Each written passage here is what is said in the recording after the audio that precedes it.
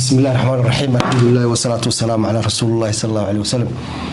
الحمد لله والله آد بان فرح سنة عاوة مسؤولين تنقيمها أي قايها له aad ugu soo dhaweyseen magaalada Turku dhalinyaradii odayaashii aqoon-yahankii dhamaantiin aad ayaan ugu faraxsanahay runtii farxadeeda lama soo koobi karo waxa jirtay yani inaan aniga ka tagay wadanka Finland oo aan aaday inaan u tartamo baarlamaanka federaalka Soomaaliya runtii fikirkaas waxaan u maleynayaa saaxiibkay Cadceed ayaa markii ugu horeysay anoo iska jooga Turkiya ayuu igu dhaliyay fikirkaas maalmaha kamid ah anagoo meel fadhina ayuu yani igu dhaliyay fikirkaas runtii aad baan uga fikiray waxay ila muuqatay wax macquul ah sidaas ayaan ku baxay marka qof ayuu riixaa markii aan tagay Soomaaliya waxaan ahaa nin ku cusub nin aan aqoonin jawigii 20 sano ka hor ugu dambeysay yani sida ay wax u socdaan runtii wax macnaha maanta aan meeshan ka sheegi kara ma Soomaaliya gudaheeda marka tagto ayaad ogaanaysaa sida wax u socdaan marka maamulka meesha ka jira iyo nidaamka ka jiro iyo nidaamka maanta Yurub aan ku hayno aad ay kala duwan yihiin marka runtii waan la qabsaday maamulka maanta dhisan Soomaaliya ee dawladda maanta jirta ma ay dawlad ka horeysa ayaa jirtay oo maamulka iyo xildhibaanada soo saaridooda iyo steering u haysay hadda maamulka hadda jira ee madaxweyne Xasan Sheekh Maxamuud isagana wuxuu gacanta ku hayn doonaa kuwa dambe ee iman doona isaga ayaa gacanta ku haya marka wax saas la isugu qoridhiib ah oo saas la isugu dhiibayo aha wax nidaam leh oo aad meel ugu hagaagisana ma waxa weeye wax u baahan inaad nin wadanka sii joogay oo nidaamkii la socday oo waqti siiyay inaad noqoto markaas ayaad la qabsan kartaa marka waxaan aad iyo aad isugu dayay inaan ka mid noqdo baarlamaanka federaalka Soomaaliya runtii one step ayaan u jiray laakiin calafka ayaa meesha ku jiray rag culus baan la tartamayay rag diyaarada leh la tartamayay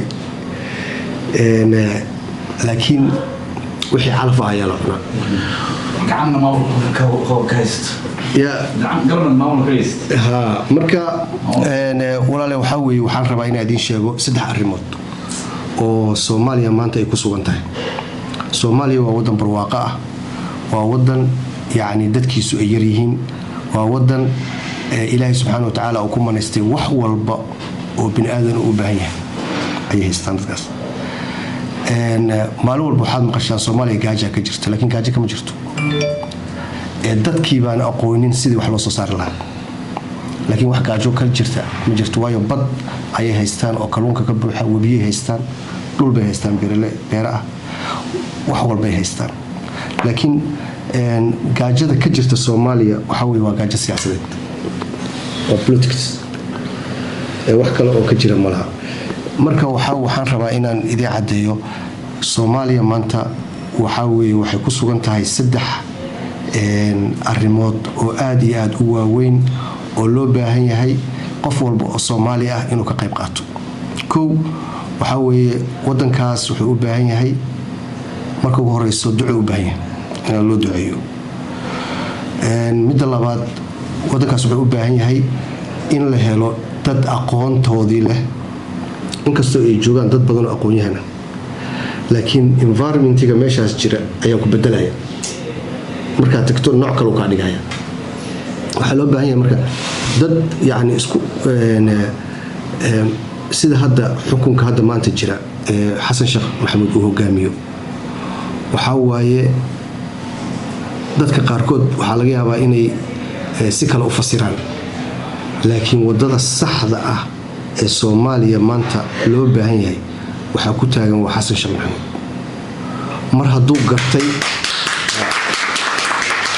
hadduu gartay in caqabada Soomaaliya haysata ay tahay al-shabaab waa wadada kaliya ee Soomaaliya loogu soo celin karo wadadii ay haysatay loogu soo celin karo waxa weeye qofka garta ee awoodna siiya in uu ka saaro al-shabaab meesha.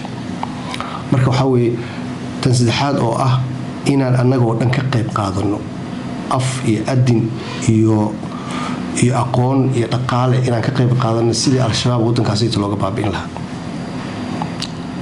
waddanka markaas ayuu degayaa, cid walba ayaa investment ku samaysanaysa, nin walba ayaa tegi kara, nin walba ayaa wuxuu doona ka samayn kara, waxaad doontidna waad ka noqon kartaa. waayo soomaaliya maanta qof inteenan naga mid ah, nin inteenan maanta meesha fadhino, nin walba wuxuu awoodaa inuu soomaaliya maanta madaxweyne ka noqdo. waa ka noqon kartaa, you can. sababta maxay tahay? iskuma xirna maanta soomaaliya, meel dhexe oo looga taliyo soomaaliya oo dhan ma jirto. waxaa weeye waa federaal, mardhow waxaa loo gudbayaa xisbiyo, adiga iyo awooddaada iyo aqoontaada iyo dhaqaalahaaga waa ka noqon kartaa. wax allaale waxaa doontid waa ka noqon kartaa soomaaliya. marka waxaa loo baahan yahay sidii looga baabi'in lahaa al-shabaab waddanka soomaaliya. taas waa ujeedada ugu weyn ee maanta soomaaliya oo dhan ay dhegta u taagayso. marka aniga maadaamaan meesha waqti dheer soo joogay, waxaa keliya aan soomaaliya kusoo arkay waxaa weeye soomaaliya maanta jaanisyo badan oo aan adduunka intiisa kale ka jirin ayaa ka jira. xagga dhaqaalaha haddaa dhahdid, xagga ganacsiga haddaa dhahdid, yacni waa waddan xor ah, waa dhaqaalo xor ah. waxaa jirta hadda ka hor inaan samaynay macnaha ka soo qaad, haddaa rabtid inaad shirkad furato, registrationka wuxuu kaa qaadanaya waa $100. $100 baad dhigaysaa, waxaad furanaysaa shirkad kalluumaysi. adduunka ayaad xiriir la soo samayn kartaa. adduunka ayaad xiriir la soo samayn kartaa. waxaad samayn kartaa shirkad beero, waxaad samayn kartaa shirkad dhismo wadooyin, macnaha wadada isku xirta magaalada muqdisho ilaa iyo kismaayo aad dhisan kartaa maanta dhaqaaleysa. waddan xor ah waa dhaqaalihiisana waa la furay, private laga dhigay. maanta diyaaradaha dadaa iska leh, dekadihii waa aragteen garaaca dad baa iska leh. waxaa weeye wax walba oo shirkadii telefoonada dad baa iska leh, telecommunicationkii dad baa iska leh, biyihii dad baa iska leh, korontadii dad baa iska leh.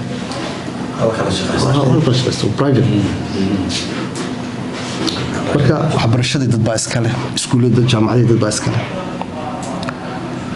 marka waxaa weeye wax walbaa meesha ayaad noqon kartaa, wax walbana waad ka subin kartaa. marka waddan saasaad haysatiin insha allahu tacaala. ma aha adduunyadu, aniga maadaamaan meeshii tegay waxaan isku dayay inaan baarlamaanka federaalka soomaaliya u tartamo. anyway aniga kubaddi waan laabday. macnaha dhalashada inaad dhalisidin kalena waxaa weeye waa wax kale. marka insha allahu tacaala waxaan kusoo gabagabeynayaa walaalayaalow, waddankii wuu idiin baahan yahay, idinkuu idiin baahan yahay, caruurtiinu u baahan yahay inaad wax bartaan. caruurtii idinka ayuu idiin baahan yahay inaad dhaqaalo iyo magac iyo muxuu ahaa wax walba aad kaga qayb qaadataan. waxa ugu muhiimsan ee soomaalida maanta ay ku baraarugsantahay waxaa weeye in al-shabaab meesha laga saaro.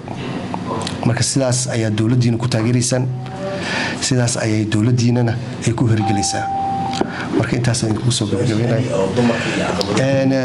xagga dumarka markaa fiirisid, soomaaliya dastuur ayay leedahay, 30% baarlamaanka federaalka soomaaliya waxaa looga baahan yahay qoondo. waxaa jirta qoondada dumarka la yiraahdo oo 30% ah, taas oo ay ka soo baxdo soomaaliya. macnaha maadaama 4.5 wax lagu qaybsaday 275 wey, 275 iyo 54 aqalka sare ah.